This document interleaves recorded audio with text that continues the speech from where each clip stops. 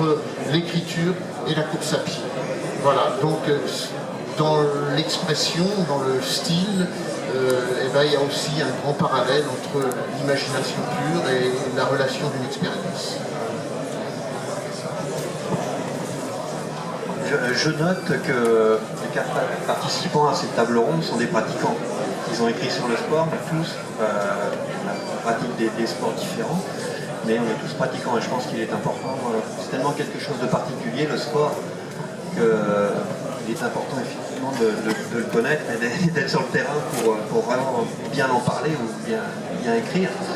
Alors pour ce qui me concerne, j'ai écrit ce livre sur les exploits des sportifs de Rennes-Loire. En fait, c'est des portraits de champions tout simplement, ou de clubs. Et je pense que par rapport à un roman, comme celui que je viens de publier, Les Oubliés, il n'y a pas de grande différence dans la mesure où on raconte toujours une histoire. Là, je raconte l'histoire des champions, comment on devient, etc. Voilà. Il y a une part de hasard. Évidemment, il y a du don, il y a du travail, mais c'est toujours une histoire qu'on raconte. Exactement comme dans un roman. Après, je pense tout à fait ce que dit Olivier. C'est très... On peut faire un parallèle entre la pratique du sport et de l'écriture, et comme par hasard, nous sommes tous dedans. Voilà, c'est tout ce que je peux dire. C'est juste, c'était vraiment un hasard. Non, c'était un hasard. J'aime pas courir, juste j'étais forte en course et voilà. Après, oui, il y a une exigence, une discipline dans l'écriture, mais aussi dans d'autres formes d'art. Moi, je suis comédienne aujourd'hui, donc oui, j'utilise mon corps pour l'expression. Quand on court, moi en tout cas mes courses, parce que j'étais sprinteuse et triple sauteuse, c'était une forme d'expression en fait, une forme de dépassement. C'est ce que je raconte dans ce roman, Les grandes et les petites choses. C'est comment, à un moment donné, dans la construction d'une jeune femme, le sport va être un moyen de se trouver elle-même, de se transcender, de se dépasser. Dans l'écriture aussi, c'est comme rechercher un petit trésor chaque jour, et donc comment on va se dépasser, comment, parce qu'on écrit, notre pensée va se révéler. Et en fait, c'est ça, pour moi, le sport, en tout cas, voilà, c'est cette recherche-là. Je voulais juste préciser quelque chose, c'est dans votre livre, vous avez choisi un style où on sait très bien que les adolescents aiment beaucoup votre livre, parce qu'ils se sentent très concernés. Il y a un style vraiment littéraire, avec un langage, on va dire jeune, un langage dynamique qui va droit au but. Donc il y avait cette volonté-là, je pense, au début. Et est-ce que c'est pas justement plus facile aussi pour certains sportifs de se dire, voilà, elle dit les choses clairement et rapidement. C'est vrai que je voulais que le fond et la forme soient extrêmement cohérents. Je voulais adresser ce roman à toutes les générations, mais en particulier aux adolescents, sur les questions identitaires, mais pas seulement, sur les questions de construction intime, et d'être la plus directe possible, sans les prendre pour des... comment dire? En fait, il y avait deux objectifs dans ce roman. C'était un, de les faire lire, et deux, de leur raconter des choses par rapport à eux-mêmes, et d'aller effectivement au plus vite, donc ça correspondait au rythme de la course.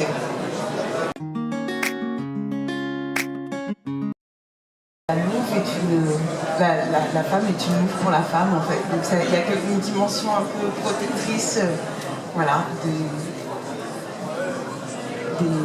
cette envie en fait de porter les femmes un peu plus haut, que ce soit dans le sport ou dans les arts ou dans la politique, voilà, donc il y a ça, cette dimension-là, et puis j'aime bien, ça court vite aussi. Donc, voilà. C'était quoi déjà ? Ah oui, sur le roman, alors c'est difficile à résumer.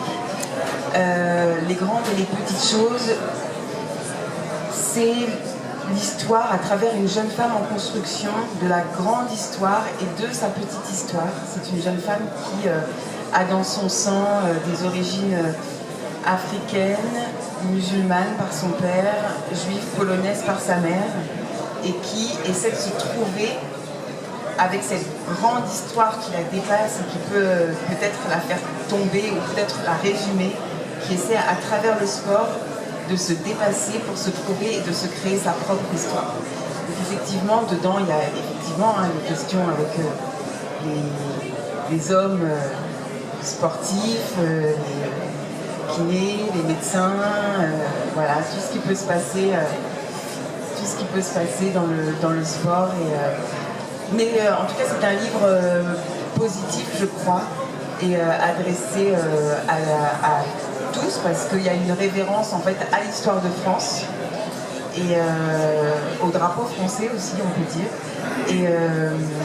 Et voilà, je pense que moi j'avais besoin de l'écrire en tout cas parce qu'on a un contexte social et même mondial qui divise les communautés comme ça. Le sport permet à un moment donné de se retrouver tous ensemble